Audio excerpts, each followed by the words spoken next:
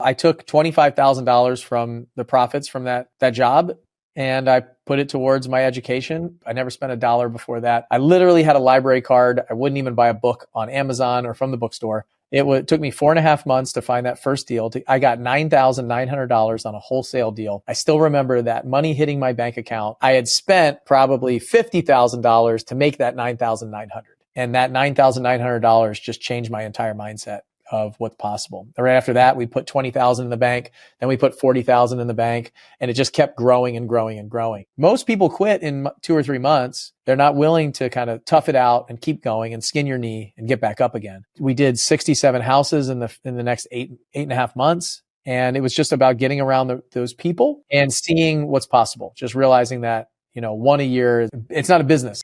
Welcome to the show, Disruptors. I'm your host, Aaron Hale, and this is Point of Impact. Our guest today realized a while ago that the W-2 wasn't going to cut it alone. It wasn't going to make him a millionaire. And as a young Navy officer with a growing family, he couldn't just save his way to wealth.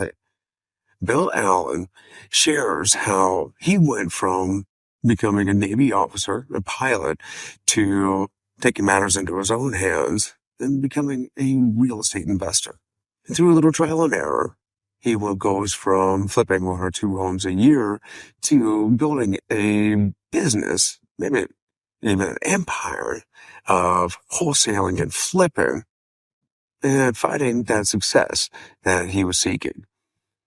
To go a step further, much further, he became an educator, showing others how to find their success in real estate as well. Today, Bill's an author, podcaster, runs a number of masterminds for wholesalers and flippers, multifamily investors, and recently launched Teenage Tycoons for our younger generation who are interested in learning more about financial literacy, entrepreneurship, and investing. Bill talks about all of that in his path, and he also shares the fact that he wrestled with issues such as selfish versus selfless endeavors, when to take a break and take care of yourself, and why it's okay, not only okay, but absolutely imperative that you fill your own cup before you can fill others. He talks about that much more, and stay tuned to the end because Bill answers a question passed on to me from my son, who's a teenager, and he wanted to know about what habits Bill attributes to his success. I think you'll like the answer. With that, and without further ado, my conversation with Bill Allen. Well, welcome to the Point of Impact. I'm so excited you're here. You know what? When my producer told me I was going to have the Tim Allen on the show, I couldn't believe it. It's like the Toolman, Tim the Toolman Taylor was like my favorite show growing up. So you've got him. You're educating all these people on home renovations and all that. I tell you, I got a lot of questions for you. Yeah, it's mostly Wilson that does most of the work, and I don't know how old the people are that listen to your show or even know what we're talking about, but. It's funny, Bill. By the way, to the audience, not Tim Allen, of course, you can see or hear, but I've got on with us today Bill Allen, and I really do want to get into all of it, but mentioning Tim Allen and one of my favorite shows growing up, Home Improvement, I just introduced my son to Home Improvement, and he said it's one of his favorite shows. And it was so funny. And I had to describe who Tim Allen was, and the only thing he recognized was he's the voice of Buzz Lightyear. Yeah. Well, he's also the Santa Claus. So a lot of people have watched the Santa Claus movies. And I actually misspoke. It was Al. Wilson was the guy who was next door, who never showed his face over the fence, if you remember. So it was one of my favorite shows growing up too. And I always, people always ask me, Allen is a very common name, but Paul Allen was a very a big businessman. So I would always use sometimes as I was growing up, Tim Allen and Paul Allen as potential dads of mine to hopefully like attract the right woman at the bar or something. So quite a name for yourself. You have the podcast, Seven Figure Flipping. You built up this wholesaling and flipping company, Blackjack, which is an incredible success on its own. But then you moved into the education space with Seven Figure Flipping, and expanded that into masterminds, online courses, not just wholesaling and flipping, but then also multifamily. And you've got, quite a few actual annual events, but one of the big ones is the conference, Flip Hacking Live. And now, and I'm definitely skipping over a few, but now when your latest creations is Teenage Tycoons, where you're teaching some of the fundamentals of finance and investing and real estate to our young ones. And I definitely want to get into all of that, and especially the Teenage Tycoons. But I want to ask you to start this off. Was there a moment, an event in your life, maybe it was a person or something, where it was a decision point, a catalyst moment that really changed the trajectory of your life and set you on this course? Yeah, I think the first thing that really got me into real estate specifically and just business. So when I was a kid, I would flip stuff as a kid. I started with candy. So I would buy like candy in bulk at the commissary. My dad was in the Navy.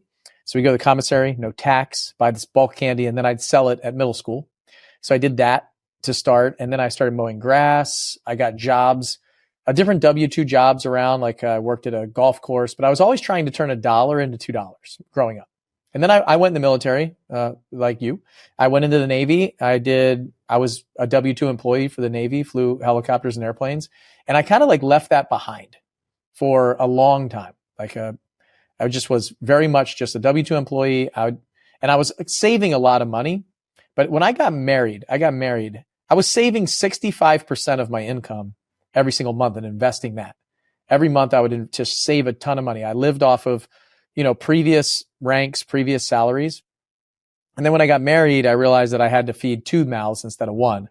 And my savings percentage and investing percentage went from 65% down to like 15 or 20%, because now there's 2 of us. We're spending more money. And then we got pregnant with our first son, Will. And so now there's 3 mouths to feed. And then I realized something's got to change. Like, I'm not going to become a millionaire and I'm not going to become financially free. So that was a defining moment for me, was realizing that it's not just all about me. I had other people that I had to take care of. And it was later on in life. I was 35 or 36 years old when I got married. And so it was, actually I was 34. And so there was that kind of change happened in me, of something that wasn't like a life. I mean, it was a big life event. Getting married is a big life event. Having a baby, big life event. But it was more on the financial side, me not wanting to do that. And that was the time where I really went all in real estate, even while I was active duty, and really changed. It said, I got back my entrepreneurial roots from when I was a kid. So as a kid, I was, this little entrepreneur that went to become a W-2 employee, and it was in there somewhere. It just had to come out, and it came out after I got married and had that baby. So, and I just spent a lot of time trying to figure out how to build a real estate business and just build a business that made money, because I wasn't saving 65% of my salary anymore. So that was kind of a defining moment in the beginning of my whole like business journey. Now it's interesting how even as a kid you were trying to turn $1 into 2, and you said you started by selling candy. Yeah, I think it was elementary or middle school. I'd go to the local, I guess you go 5 and dime type thing. It's like the Dollar General of today, and pick up those sleeves of bubble gum packets. You get a whole bundle, a package of, say, 6 or 7 packages of bubble gum. Bubble Yum, Bubblicious, that kind of thing. All different. And I just buy them up for $1 a piece and dump them, each individual piece into a big gallon bag, take it to school and sell each piece for 25 cents. So I was making a heck of a profit, as a kid. So I had that same entrepreneurial spirit. And I think, what was it in your book? You mentioned something about, trading cards when you were a kid. And I thought it was really cool. You were pretty innovative as a kid, going to the local mall and setting up with the adults at the card show. Yeah, I think I was about 14 years old or so, and there's a bunch of 30 and 40-year-old men at the Columbia Mall. I grew up outside of Baltimore in Maryland, and they would sell cards and trade cards at the card show, and I used to always go there as a kid and buy cards and trade cards with them. And then told my mom, I said, I want to set something up there, because my friends would come over and they'd buy cards for me. And we were totally addicted to baseball cards. It was all baseball for me, all baseball cards when I was a kid, and set up there. And I remember, trading with some of these older guys or people coming up to me, adults coming up to me, and they're like, "Where's your dad?" I'm like, "Well, this is my shop. These are my cards." And yeah, at that time it was an indoor mall. We don't have a lot of them anymore, but you buy a booth for like, $50 for the weekend. And then you show up there and set up your station. So I had a lot of fun doing that. It was really cool. Just, buying and selling cards. So that was it was candy, then cards, then it became cars. When I turned 16, I started fixing up cars and reselling those, and just kind of moving up. We used to race Mustangs. So I was constantly like trading and trying to figure out how to soup up my Mustang and make it nice. And then I would sell it and buy another one, and just a little bit more horsepower every time. And, that was kind of the life before going to college and going in the military. That's very entrepreneurial of you. When I was growing up, I think it was in high school, when I graduated up to crafts. My mom and my whole family, very artistic. By the way, my mom and all her side of the family, right outside Baltimore as well, Glen Burnie. But I'm sure if we got into a long enough conversation, that very unique Baltimore accent would start coming out. But she was a craft person. My creative spark led me to the kitchen, but I was also artistic in other ways. And I would do Christmas crafts, bring them to the school, set them up in the teacher's lounge, and sell them. And that's how I earned my way to a summer trip to Australia, the summer of my sophomore year in high school, so 94. I actually paid most of my way around the country, and I did it through selling Christmas crafts at school. So tell me, you joined the military, you became an engineer and a helicopter pilot. And while doing that and realizing that the W-2 wasn't going to make you rich, or saving wasn't, you weren't going to save your way to becoming a millionaire. It started with real estate. What was the reason for choosing? Why did you choose real estate? Well, I had a commanding officer in ROTC. I went to Georgia Tech, like you said, engineering school, and I had a commanding officer there who said he bought a house in every duty station and he never lost money. So he bought a house, lived there, and then sold it, never lost money. So I got interested in that, and then at that time I was investing heavily in the stock market. So it was almost all my money was in index funds, and what I did was I'd started doing that. I bought a rental house. I'd buy a house, and then I would move and I'd rent it out. And at that time, when I got married, we had just bought our second rental house, and I tracked my net worth every single month at that time. So I had a net worth Excel spreadsheet that I tracked every month. And I started to notice it was going up faster than it ever had before. And so every month I would check my stock market accounts. I'd update my spreadsheet. I'd make a screenshot of it. And then there would be a line for every single month. And so my net worth was going up faster. And what was happening is the equity in these houses were becoming more valuable, and I was getting some cash flow from them. So I was getting paid in multiple ways, and it was causing my net worth to go up. And I said, well, if this is something that's causing my net worth to go up, that's ultimately my goal. Maybe I should do more of this. So I went and found a third rental house. So I was living in Maryland at this time, just outside of, like south of Washington, D.C. I was in Patuxent River, so southern Maryland, right on the southern tip of Maryland by Chesapeake Bay. And there was a test pilot squadron there. I was a test pilot for the Navy. And I bought this third house. It was going to be our third rental house. And my realtor said, if you fix this up and sold it, you could make some money. And she wanted a second commission. So she wanted the purchase commission and the sale commission. So I don't blame her. But we fixed it up a little different than we would have if we were going to rent it out. And I sold it and I made $43,000. And that was half of my salary for the year. I think I was a lieutenant at the time. It was about half of my salary for the year. And I was like, wow, that's a lot of money. And my net worth really spiked. And so at that moment, I kind of got hooked. It was also a time where these HGTV shows were out. The renovation shows on TV were very popular. And me and my wife, Lucy, were watching them all the time. So we would have like date night at Home Depot and Lowe's, picking out tile. I was doing a lot of the work myself to save money, I thought at the time. And so I just totally addicted to real estate. I just fell in love with it. And I actually fell in love with the process, the TV shows, like all the glitz and glamour of it too at that time. So, and it wasn't really necessarily about the money. I actually just really enjoyed doing it. And then it turned out that there was really good money there. And when I looked at every other person that was wealthy, they pretty much had real estate in their portfolio somewhere. And so it was, you study people that do really, really well.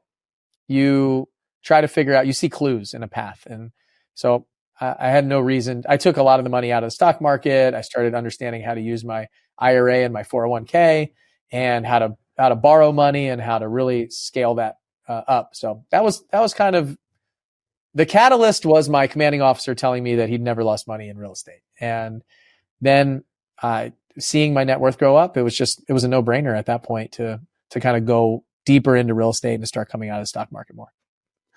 So where did the change from one every duty station to blackjack wholesaling? When did that happen? Where you were turning it into not just building your own portfolio into this business entity of its own and serving others? Well, so I did that house that made me $43,000. And then I moved. So I was looking for another deal in Maryland. And then I got a duty station change down to Pensacola. So I ran out of time in Maryland to flip a second house. And I went to Pensacola, and it took me about 6 months to find my next house. I almost quit, actually. It was frustrating. I had already done one, and I wanted to prove to myself that it wasn't a fluke. It wasn't a one-time thing. So I found and eventually found another house in Pensacola. I fixed that one up. I made $45,000 on that. And at that moment, I realized this is not a fluke. I can do this over and over again. And I just kind of wanted to step on the gas and go faster. And at that time, I started listening to a lot of podcasts. I was reading books about real estate. I was basically consuming anything that I could. I was on Bigger Pockets, free forums, stuff like that, just asking questions and learning more. And I started seeing all these people that had success at larger scale. So I was listening to Justin Williams' podcast. It was called House Flipping HQ. And he said he's doing like 100 houses a year. And I was doing one a year. And I was buying maybe one rental a year. So at that point I said, well, and he said on those shows that he couldn't even screw in a light bulb. Like, he's not handy. He's hiring other people, and he has systems. And so as an engineer, I was really interested in systems and process. And I realized I was running around everywhere. I was going to Lowe's. I was going to Home Depot. I was putting lockbox on. I was turning on the utilities. When the contractor didn't show up, I was tiling the floor.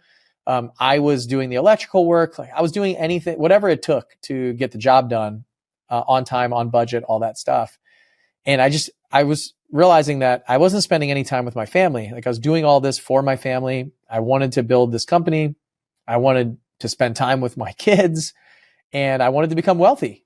And to me, wealthy was I can do what I want, when I want, with who I want. And that's it. Like I get all this time, freedom, and independence.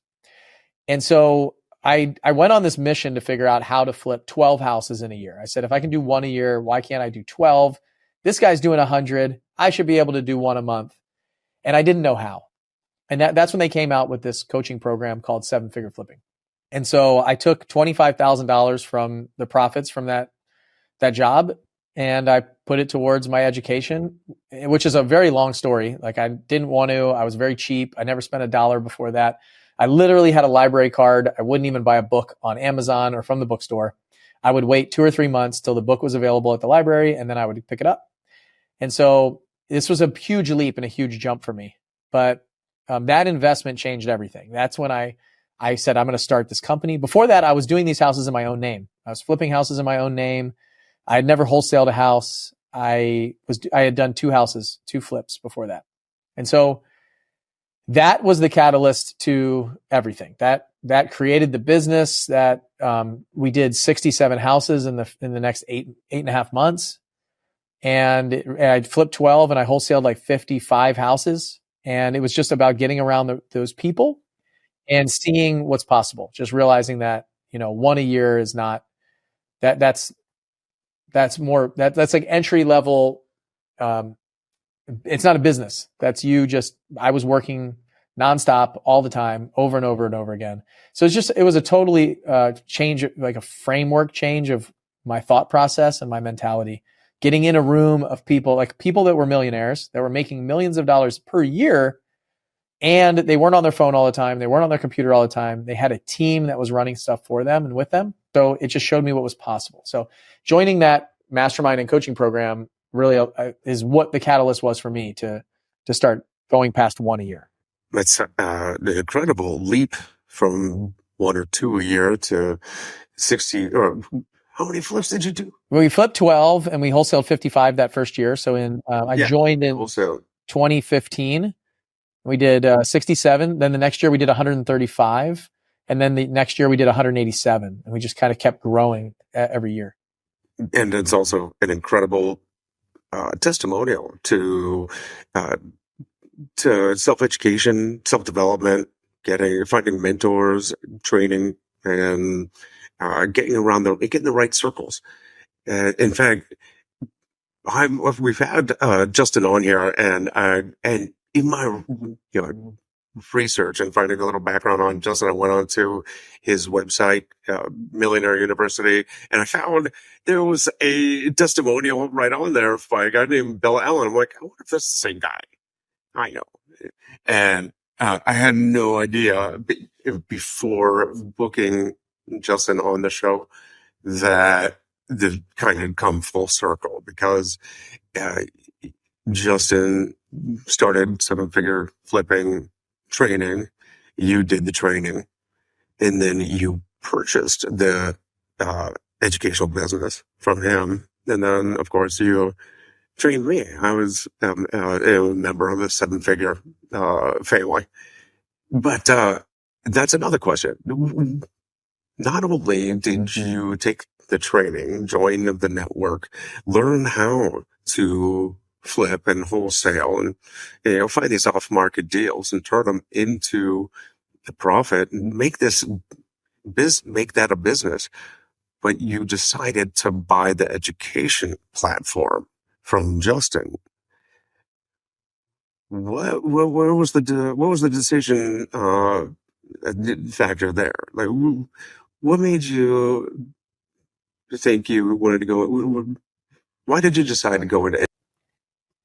Well, so when I joined the program, I became really successful fairly quickly. Now, if for those listening, it took me 4.5 months once I joined that program to even get my first deal. So it wasn't like I joined the program and immediately I was successful. It took me 4.5 months to find that first deal. I got $9,900 on a wholesale deal. I still remember that money hitting my bank account, and I had spent probably $50,000 to make that $9,900. So $25,000 for the program. And then I was about $22,000 into my $30,000 runway when I hit that deal. And that $9,900 just changed my entire mindset of what's possible. Right after that, we put 20,000 in the bank, then we put 40,000 in the bank, and it just kept growing and growing and growing. And so most people quit in 2 or 3 months. They're not willing to kind of, tough it out and keep going and skin your knee and get back up again. So that's what happened. And then we became successful. Like I became a successful testimonial for Justin and the program. And then eventually, I was helping all these people inside the community. When you get in a group like this, you're constantly answering questions. And when you have success, you're sharing what success you're having. You're helping other people. They're asking questions. You're answering them. And so I was in the community a lot. I was very active for years. For about 2 years, I was incredibly active. I paid in full every year. I was all in. This was my tribe. This was my place. These were my people. And when Justin saw that, he asked me if I would become a coach. So one of the people, as he was growing his business, his house flipping HQ business, he said, I need some more help. I need another coach. You're already doing it. You're doing it for free. What if I paid you a little bit of money or gave you free entry into the mastermind? Would you come in and coach? And I said, yes. I said, I would love to. Like, I love this community. I love everything it stands for. I love all these people. And so I started coaching. I would do coaching calls, a lot of onboarding calls for new members to diagnose where their business is, what they need help with, and give them some advice. And then I was available to them like 24/7, basically via phone or message or whatever for a couple of years. I started becoming a coach. And then as I saw the business develop, I told Justin, I said, look, I want to do more here, or I want to go do my own thing, because the type of fulfillment that happens, the type of impact that you can make by seeing other people be successful, I really got addicted to that, like more than myself. I got to the point where I was more excited about other people's success than I was about my own, because I feel like I had reached a lot of the milestones that I had set for myself. And so the next one became, well, what if I could help other people create the same thing for them and their families?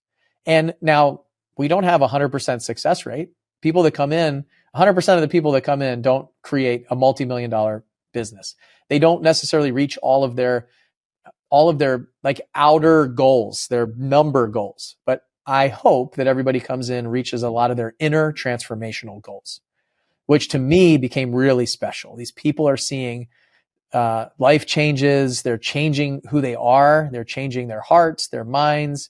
All of these things are starting to change and shift, and they're becoming a better person. So as that was happening, I loved it. I really fell in love with that, and I wanted to keep doing it. It was very addictive to see other people succeed and you be a small part of it and give them some advice. They take it, they go execute on it, and they see results. They see success, and then they tell you, hey, thank you for that. That alone is better than money a lot of times. So that was really great for me to be a coach. I'd coached soccer, I'd coached wrestling.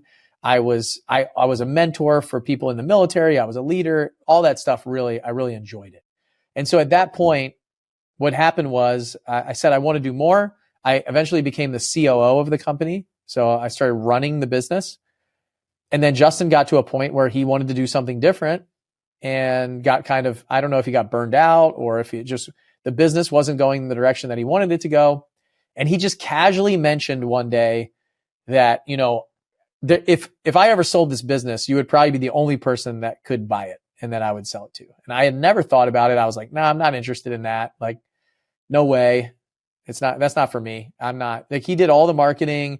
He did all the song and dance on stage. He did all the selling from stage, we're selling a $25,000 program. So he did all that. I was the guy behind the scenes. Like, I always thought I was the best number 2 person in the world. Like, I'll just run everything behind the scenes. You do everything on stage. And so I said, no, I'm not interested. And then, I don't know, something happened a couple days later. He asked me again, and I started thinking about it. And all these ideas came flooding to me of like, what would I do if I was the owner?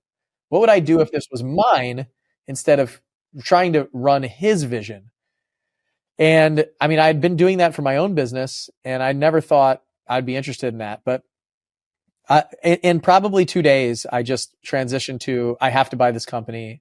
I had all these downloads. I wrote a 40-page like business plan and manifesto basically of my ideas and how I would change things and rebrand and restructure and adjust things and change them. And I think in 5 days, I was the owner of the company. We literally created a contract, negotiated on a Zoom call, and I got my attorney to draw up the closing contract. And this conversation started in mid-June when I was on vacation. And by July 1st, I owned the company.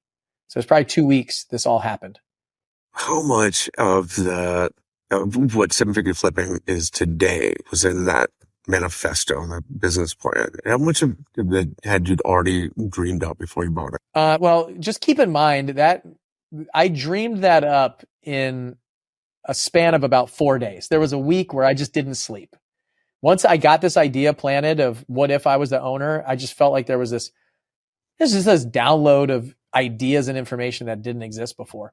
And I would say probably 80% or 75% of what we do today was from that. In 2019, we created the Runway program. We rebranded. If you look at my sweatshirt, anybody watching on video, they can see the new logos, the new names. We put aviation terms in it. I had a lot of help. I had a designer and a branding person. And I also had a woman who runs events and strategy for me, who did our Flip Hacking Live event 2019. Her name's Barry. She's amazing. She helped me with the offer and the structure of a new program.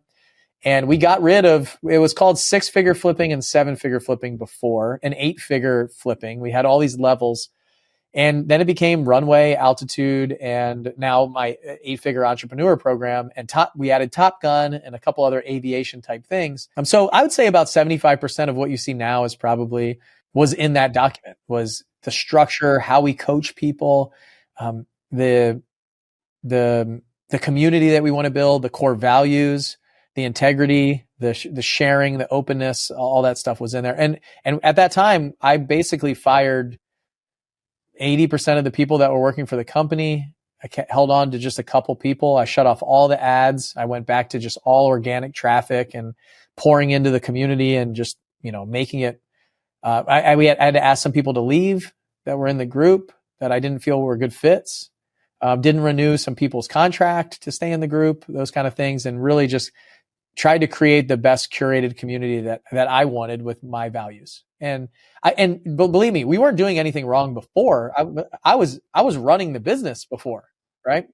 But I think there were some changes that I made very early on to cut a lot of expenses, a lot of overhead, and try to get that company a lot more profitable so that we weren't kind of scaling broken. I think a lot of people that are listening right now could be at a time, if they're running a business, where they might need to actually scale back a little bit. They might need to have to make an adjustment. They might have to pivot in a way that they're uncomfortable doing, or it's not the way that they've always done business and they're a little scared. And so I didn't know what was going to happen. I didn't know if half of the people were going to leave. I didn't know if everyone was going to leave. I just took a big risk to buy the company, make some changes, change everything, frankly. And nobody seemed to mind. Everybody really liked it seemed. So it worked out. To back up on a previous point you made about giving back, educating, and the reward. I think there's something to be said about rewards that aren't monetary. And of course, making money is important. It's a resource, and the more of it we have, the better we can do. But there's also something intrinsic about helping others find their success. And I think it was you that I heard the quote, and I botch every quote. It's success without contribution is the greatest failure. And I think I heard it right up from your Flip Hacking Live stage. And it's true. To find success but not help others find theirs, it seems like the most selfish pursuit. But then again, there is a selfish reward in helping others. Is that something you feel, and is something you agree with? Yeah. So that quote, it's success without fulfillment is like total failure. And that came from Tony Robbins. So that's not mine. I totally stole it. So you probably did hear at my event, I gave a presentation on about success. I gave a success presentation, and so the fulfillment is interesting. It's an art. Tony talks about this a lot. There's a science of achievement and an art of fulfillment. And so the science of achievement it's a recipe. You're in the kitchen a lot. You have a recipe. It's very much, you put this much of everything in and it spits out the perfect product. And then art is more person by person. Everybody's a little bit different. The way that you actually get fulfilled is an art form. Like nobody has a recipe for it. Each person is going to be different. So the art of how you get fulfilled is going to be different. So for me, what I found really fulfilling was to help other people. And I think the majority of people that come through our doors and our community and that are out there on the planet are really driven by impact. Like they really want to help other people. It's not selfish. And so the challenge that I have a lot, Tony Robbins also has these 6 human needs. And so one of them is significance and one of them is contribution. And so the challenge that I have a lot of times is if people are driven by significance, that can come from a really negative place. That's kind of where I think you're going with some of this is that selfish piece. If it's to raise you up to be better than other people and feel significant, like you are so important, you are on top of the world, they owe you some sort of debt of something because of what you've done for them, then I think that's a really negative place to come from. And that's probably where most people see that word selfish fall into that significance. Now, if we talk about contribution and the things that we're doing, like the reason why you want to grow on social media, the reason why you want to get more well-known, the reason why you want to have a bigger following and more people who know you and know your name and talk about you in a positive light is because you want to contribute to their success and to the world. And that's you're driven by contribution. Contribution, a lot of times, this human need of contribution and growth can look like significance to you. So I struggle with this a lot of like, man, I really want to grow my YouTube channel. I want to grow my podcast. I want to grow our reach. I want to grow my Instagram following. I want to grow all that stuff. And sometimes I wrestle with, do you just want to be famous? Like, is it important to you that you have a big following? And when I talk to other people, and sometimes I have to have a coach of mine pull me back in and ground me too, and say, no, Bill, you're not driven by significance. You're driven by contribution. You know that if you have a bigger following, the more people will hear your message. And right now they're listening to the wrong message. They're being controlled by the wrong people. The wrong people are putting those things in their ears. You talked about Teenage Tycoon. One of the big reasons why we're doing this is not to make a ton of money. Making money, like you said, is great. It's a byproduct of the impact that we can make. However, I'm tired of the banks and Wall Street and the school systems and everybody else controlling our people, our kids, to create really good W-2 employees that don't know about finances so that they can charge them very heavy interest on their credit cards. They can invest with financial planners that are going to give them bad advice. They can go into the stock market and Wall Street and all the people that have tons and tons of money that are going to control us financially, so that we don't understand what's on our tax returns and those kind of things. So I want to make an impact and leave a legacy that says, hey, what if we can unlock some families to feel financially confident because we didn't get that when we were kids? So if we're driven off a contribution, not off a significance, then that's where I think that selfish term doesn't even come to play. And so if you're listening and you're like, man, I feel selfish sometimes because I want people to win, I want them to do well, and it makes me feel good, or when I'm giving at church or when I'm giving at an event or I give a charity money, then it makes me feel good. Like that's contribution. That's not significance. Significance would be you brag about everything that you do. You care so much about the person who runs that charity, just thinking that you're important and not about the impact and the legacy and everything that it's doing. So I think that hopefully that explains it fairly well. I think those 2 human needs are a big challenge. People that are driven by significance, they really struggle in what you said, being selfish. But if you can look at it from a contribution side and a growth side, it's a total game changer to realize that's actually why you're doing what you're doing. Well, you hit the nail on the head right there with the fulfillment and giving back. And there's, I think it's two sides of the same coin.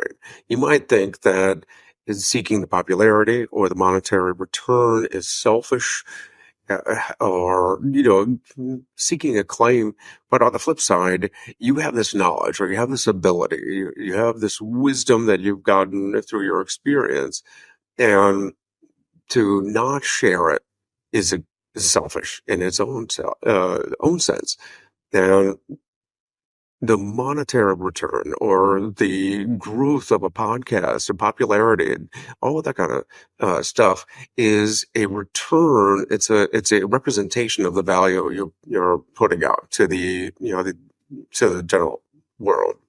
So I don't find it selfish, but then I think that's okay too. For I think you were talking about this with Mike Simmons in your book. I listened to the audiobook not long ago, and you were talking about it's okay to have selfish goals and unselfish goals, and it's okay to be okay with that. Can you explain what you mean by that? Yeah. So if you think about this, I like to use the oxygen mask analogy here. So everybody always talks about put your oxygen mask on first, right? So you can't help other people unless you're filled up. So this happens a lot in relationships, my relationship specifically. So we take care of our kids first. We make sure that our kids are all sorted out. They have a great life. We want better for our kids than we had when we were growing up. And then we take care of our spouse and make sure that the relationship with our spouse is great.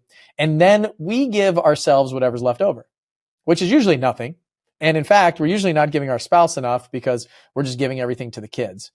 And so what we had to do recently, my wife and I, probably 4 years ago, we had some challenges that we went through and some issues, and like a deep, dark, like hard road to get to a positive light and on the outside of this. I realized I had to give myself oxygen first. If I am in a good space, I'll show up great for my spouse. And if me and my wife have a strong relationship, the kids are going to see that. And it's going to be a trickle down effect. And so we actually had to flip the way that we give to ourselves and give to each other and then give to the kids. It wasn't just let's do everything for the kids and then hopefully we have some left in the tank for each other. And then we are left like totally void of energy and everything. So we flipped that around in order of who showed up first. I was there first, and then me and Lucy, my wife, and then we had kids. So that's the order at which we have to give this energy. So for me, I think last 3 years, I went fishing every single year for about 10 days with my friends in Key West. I look back and I said, I am not doing anything fun for me anymore. Everything we do is we go on a cruise as the family. I'm kind of stressed out because the kids are running all over the place, or we'll go to Disney. I love that stuff, but it's also for the family. What about me? What are all the things that I used to love to do? And so I said, I'm going fishing, which I thought at the time was pretty selfish. I was like, yeah, you're going to leave your wife for 10 days to go fishing. I travel quite a bit too for work and events and things like that. But I just said, you know what? I need this. And I come back from fishing and I'll tell you what, I am a totally different person. I am ready to pour into the family. Lucy could go on vacation for a month or two. I wouldn't care. I'll watch the kids. No problem. Like I try to take care of myself and do those things. So that's selfish. That's a selfish, potentially could look as being selfish, but I look at it, if looked at through the other side of the lens, it's, you know what? That's taking care of me to make sure that my energy is high, that I'm in a good state, that then I can pour back into the family and I can pour back into my spouse. I can be a better husband. I can endure some of the harder times that we have. And I'm filled up. And when I'm filled up, then everybody else, like when my stress level's under control, when I'm in a positive state, I can change the state of other people. If you think about it, if you walked in from a really challenging day and your spouse had a great day, she's at home or he's at home, whatever it is, and they had a great day and you had a really horrible, nasty day. And you show up like Eeyore and you're like, wah, wah, wah. And she says, oh, hey honey, I'm so glad you're home. How was your day? And you're like, oh, it's horrible. This happened and this happened. It's the worst day of my life. All these things. their energy goes way down. Like their great day turns into a horrible day right away. So one person can really change this relationship. The opposite is true too. Spouse has a horrible day. Kids are destroying them at home. It's a wreck. They've been cleaning all day, whatever it is. And you come home having a great day and they say, how was your day? You say, oh my gosh, it was so great. You give them a big hug, big kiss, lift them up. And they're like, wow, you can instantly change that to create them in a positive way. Like everything lights up and gets a little bit better. So we've got to be in a great state. So I would say it's not selfish. It's actually selfless to do some of those things. But I mean, society tells us that we have to take care of everyone else and then whatever's left over, or it's our programming, or we're givers, like I talked about earlier. So a giver is not just going to take all the time. You're going to give until there's nothing left. And then eventually you're going to break. So my challenge to all of you is, even if some of these things sound selfish, like having a selfish goal is really not selfish. It might just look like it on the surface. So a goal might be to take a vacation by yourself. Go do some of the things that you used to do when you were younger. I don't know, run like 135 miles like Aaron does. Like I through like the most horrible conditions on the planet. Like whatever it is for you, come up with something that fills up your cup. Because nobody else is going to be responsible for filling up your cup. You got to figure out how to do that. And it's not selfish. It really isn't. You're going to, as long as you take that time and you come back and you are better and you can show everyone that you're going to make things better for them. Because I believe as a man, me as a husband, I have to run the family. Like I am responsible for a lot in that house, in our spiritual world, in our environment. So when I come home from that trip, like I've got to be a shining light, an example, and I've got to be leading in the right direction. And I think me getting my cup filled up is something that for the last like 8 years I haven't been doing.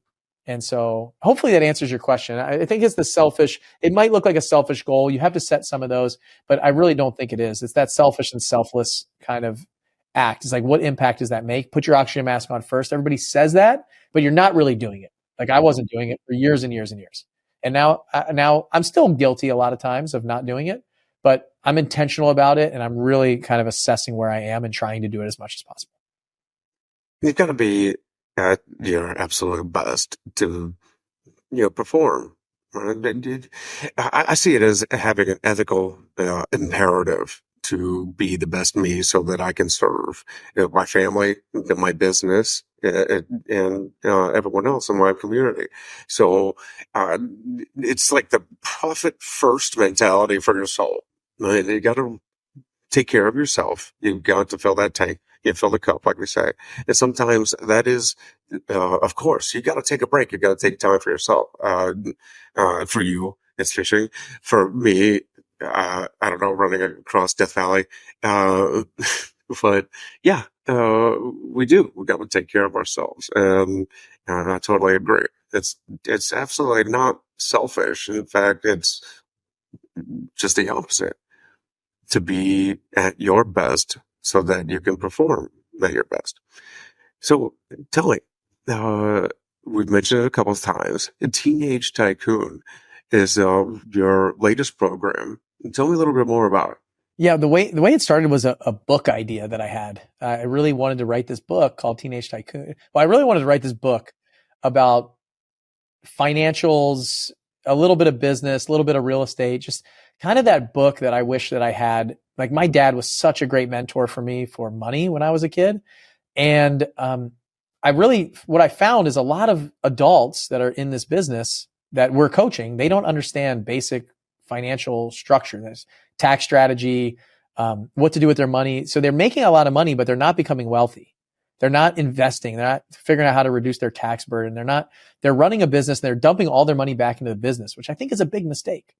And so I wanted to write this book for teens, and obviously the parents are going to read it, pick it up, those kind of things.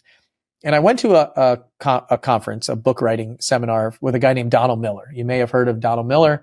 He lives here in Nashville. He wrote a book called Building a Story Brand. A lot of people know this one, but he's been writing books for probably close to 30 years, and a New York Times bestseller for a book called Blue Light Jazz, way like 25 years ago in the Christian space. And so he was like, man, you should call this book Teenage Tycoon. And in that seminar, I was like, that's it. Like, that is amazing. You're right. This is incredible. The whole room of other authors just went, oh, the breath came out of everybody there. And what I wanted to do was I wanted to build this community of like, what if we could teach these families and these kids these concepts? And so that's what we did. We went to work on putting together a video course. I put together a list of entrepreneurs that are going to come talk to our kids. So every 2 weeks, there's another business owner that's going to come talk to them and inspire them and tell them a story of when they were younger, what they were doing in business. We put together a couple events. We have an event in the summer, an event in the winter, in person and virtual that they can attend. And then we've got books. Like, schools got these textbooks that our kids are reading. Well, I want them to be reading books like The Millionaire Next Door, Rich Dad, Poor Dad for Teens, a book called Swim by our friend Walter Bond. Books like that change their mindset about money and finances and business and relationship and sales and all the things that really make the world go round that are not being taught in school right now, just to give another, it's not going to replace their schooling, but it's going to put that side of the financial piece that's missing, that I think is being intentionally kept out of our education, so that we don't understand the 150-page mortgage document that somebody is asking us to sign when we buy a house, or the 29.99% interest rate that these sharks are giving to our kids when they go to college on new credit cards, or the expense ratio of index funds that a money manager is going to be selling to us as we get older, and not understand the 1040 that we're filling out for our taxes, or the 300-page document that our CPA is sending us at the end of the year for taxes that we sign. Like, all of these things I want to bring into a more understanding for the kids, and ultimately create different conversations around the dinner table at home, create different conversations with the parents. It really is a family program that I believe the parents are going to get probably more than the kids are out of it. And it's going to create and spark new conversations around the house. I'd really like to replace the game nights. When I was a kid, it was like TGIF. We'd watch these TV shows together as a family with like Urkel on Family Matters and kind of stuff, and replace that with, for us right now, it's going to be Thursday nights sitting around and watching these conversations with other entrepreneurs and asking questions and having money talk. So we called it Money School. We call it a lot of other stuff, but really just understanding the basic and more intermediate financial strategies that these kids should be learning right now from the start to set them up for success. And what if they become a millionaire, or the word tycoon, I want it to become a positive term, when they're young, when they're still teens, 18, 19 years old, they're buying their own car or buying their own house or understanding how to house hack and do all the things that we know now. My son Cameron's 13, and he and I recently participated in the virtual Teenage Tycoon webinar, the event you had. And he was excited about it, but I suppose he wasn't excited enough to commit. But I think it started the spark, right? And he's starting to ask more questions, he's starting to ask more questions about the business and about our projects that are going on. So I'm hopeful perhaps next year or in a few months he'll be ready to jump in as well, because like the Christmas presents this year, I think I'm a little more excited about Teenage Tycoon than my son is. I think that's going to be the case for a lot of parents that are watching this and listening to this, is they want their kids to be a part of it. Like, I know the parents, that Teenage Tycoon book, when it gets finished this year, they're going to buy that for their kids.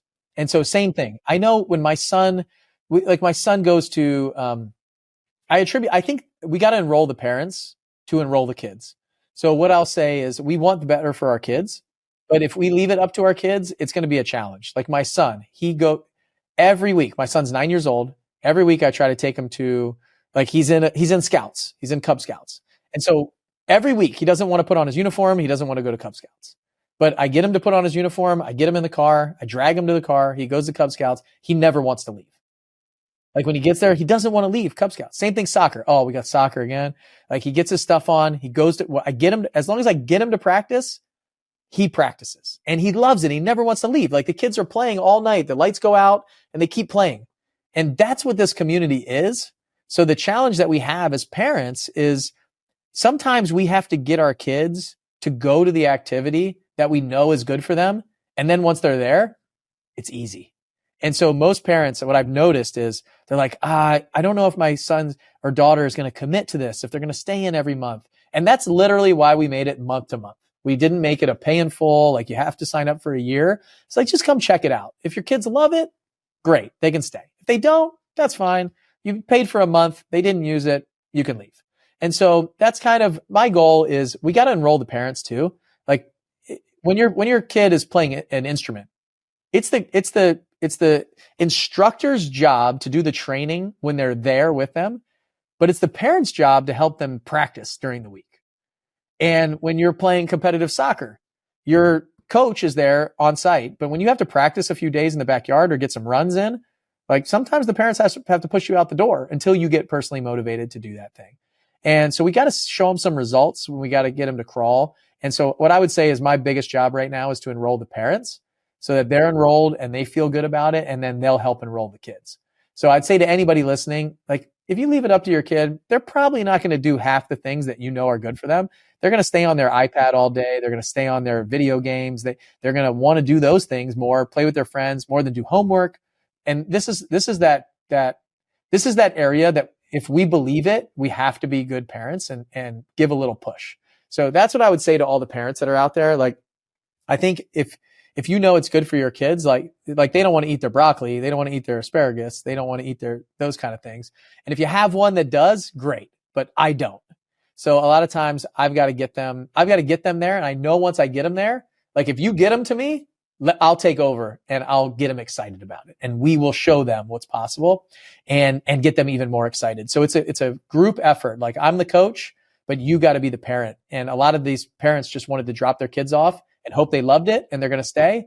But when we enroll, we got to enroll with the kids. Like we have to enroll them as a family. And so that's the big push that I'll tell people. If you're interested, it's not going to be 100% easy. And like, they're going to love it and want to be there every single day.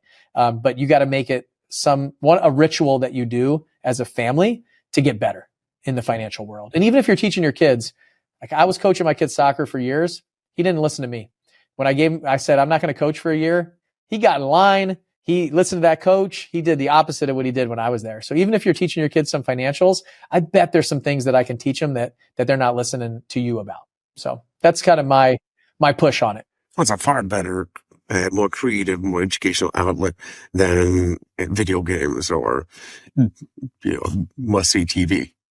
But, and speaking of learning a guitar or learning a musical instrument, my son's been learning the electric guitar for the last year. And, well, I've got that in the house. But, it's actually come along really well. But last question, and I'll let you go because I respect your time, and I know you're a very busy man. No, but speaking of my oldest, we do have one thing where we're getting to read a self-development book from my reading list, and he'll give me a one sheet or an essay on it when he's done. He'll pay him $50 for reading it. Right now, he's reading Atomic Habits.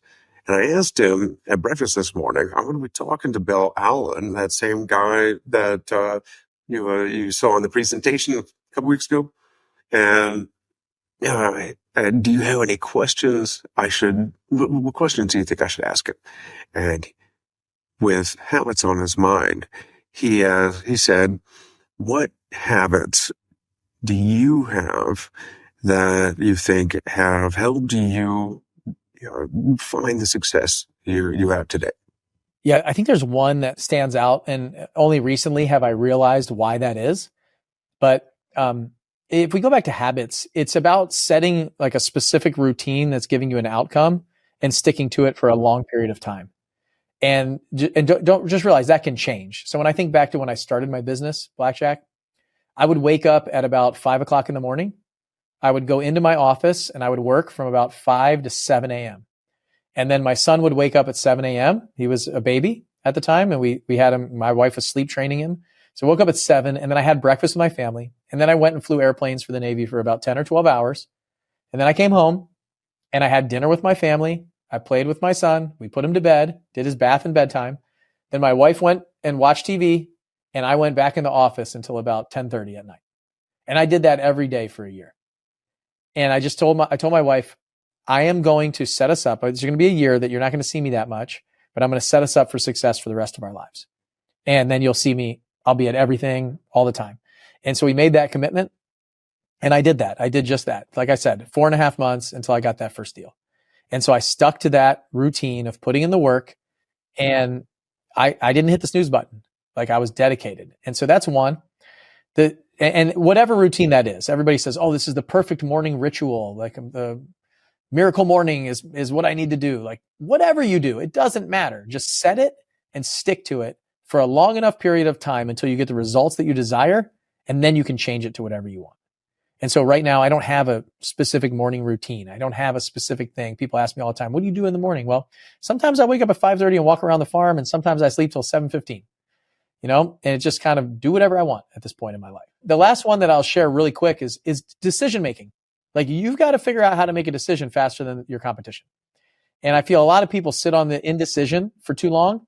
So making a quick decision, whether it's right or wrong, is just making that decision and going. So you take in all the information that you can, hypothesize on what the outcome is supposed to be. So an educated guess of what you think might happen, and make a decision. And then be able to pivot out of that decision when new information comes in. I think that's one thing that I learned in the military and flying helicopters and airplanes that really helped me, is making quick decisions, whether I'm frequently wrong with what I think is going to happen, but it doesn't matter. It doesn't matter if I'm wrong the majority of the time, because I'm constantly making small changes and pivots, and it's allowing me to get to the destination 10 times faster than the person I'm competing against. Well, Bill, thank you so much for coming on. I really appreciate sharing your insight, your story. And I just want to ask you, for the audience, if they want to learn more or get involved, where do they find you? Where do they learn more? Yeah. So I have a podcast called 7-Figure Flipping. I would love, if you're interested in real estate, you check that out. And then 7figureflipping.com is the coaching program, the educational community inside real estate. And then teenagetycoon.com is what we talked about for our kids. So it's kind of where I hang out. Obviously, I'm on Instagram, Facebook, TikTok, YouTube. I have a channel called Bill Allen on YouTube. So all those places you can find me. Awesome. Well, again, I appreciate it. I wish you all the best, and have a fantastic day. Thanks for having me.